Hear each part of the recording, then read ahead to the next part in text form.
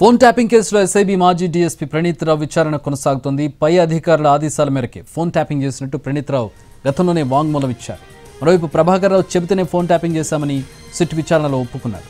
Tapping వివరాలను భుజంగరావుకు అందించానని ఇప్పటికే statement ఇచ్చారు. దాంతో ఇవాళ మరోసారి ప్రణీత్ రావును ప్రశ్నిస్తోంది సిట్. ప్రభాకర్ రావు ఇచ్చిన స్టేట్మెంట్ ఆధారంగా ఆయన విచారించనున్నట్టు తెలుస్తోంది. దాంతో ప్రణీత్ రావు ఇవాళ ఏం చెబుతారనేది కీలకంగా మారింది. మరోవైపు ప్రభాకర్ రావు ప్రణీత్ రావును ఎదురెదురుగా ఉంచి ప్రశ్నించనున్నారు సిట్ అధికారులు.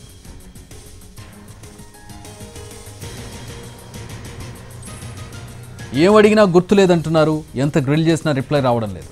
గంటల సిట్టింగ్స్ అయినా నో ఆన్సర్స్. ఫోన్ ట్యాపింగ్ విచారణలో 6 రోజులుగా ప్రభాకర్ రావు తీరిది.